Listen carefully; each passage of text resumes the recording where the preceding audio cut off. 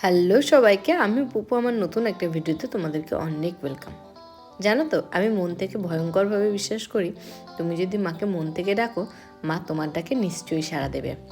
বুড়িমাকে আমি গত বছরই একটা মানসা করে এসেছিলাম। গত বছর নয়, ঠিক তার আগের বছর। বুড়িমা সে কথা রেখেছে, তাই বুড়িমার চরণে আমি এই নথটা দিতে যাচ্ছি।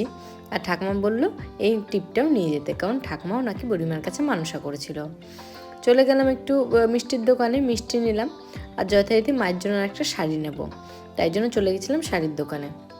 এই হলুদ লালপা শাড়িটাই নিয়েছি, আর নিয়েছি একটু ফল।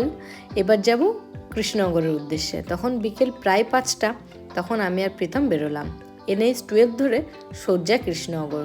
দুজনেই হেলমেট পরে নিয়েছিলাম। আসলে আমাদের গাড়িতে যাওয়ার কোনো প্ল্যান ছিল না, কিন্তু গাড়ির টাইমিং মানে ট্রেনের টাইমিংটা আমাদের ম্যাচ করলো না, আর অনেকটা বেলাও হয়ে গেছিলো। আমরা ভেবেই রেখেছিলাম সন্ধ্যার দিকে যাব। দেখো আমাদের অফিসটা কত সুন্দর সাজিয়েছে। আমাদের অফিস বলতে আমাদের ডিস্ট্রিক্ট অফিস। তারপর দেখো কৃষ্ণনগরে আমরা ঢুকেও গেছি, বুঝতেই পারছো চারিদিকটা কত সুন্দর আলোর রোশনায় আলোকিত। কৃষ্ণনগরের কিন্তু এরকম রূপটা আমি আজকে অনেক বছর পরে দেখলাম। অনেক ছোটোবেলায় একবার দিদির সাথে গিয়েছিলাম জগদ্ধাত্রী ঠাকুর দেখতে।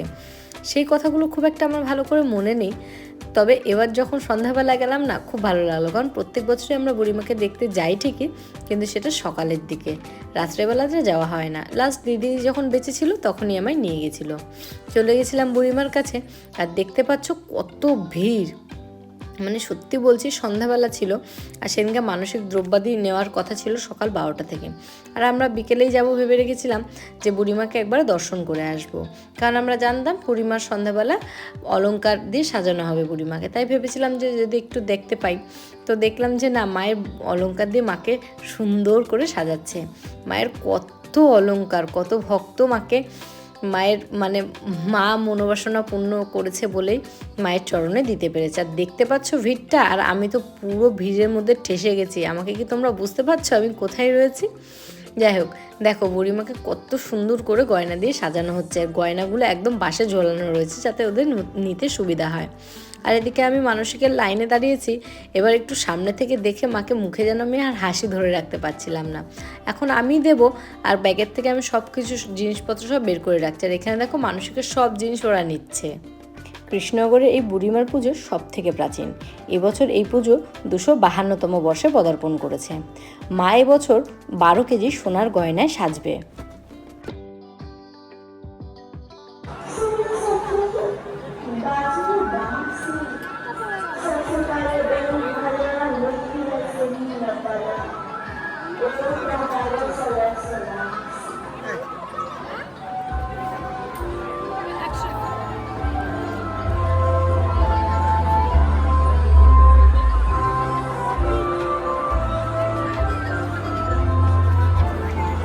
মানসিকের জিনিস তো সুষ্ঠুভাবে দিলাম, তোমরা দেখলে।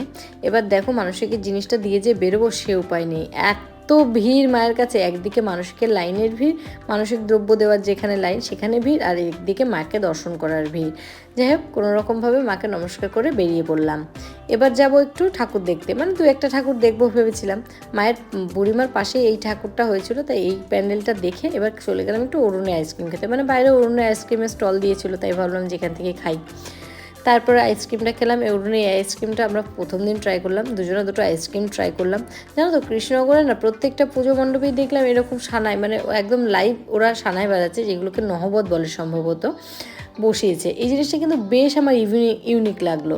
আমি আসলে দেখিনি আগে, আর ছোটোবেলায় গেছিলাম বললাম না, আমার ঠিক মনেও নেই।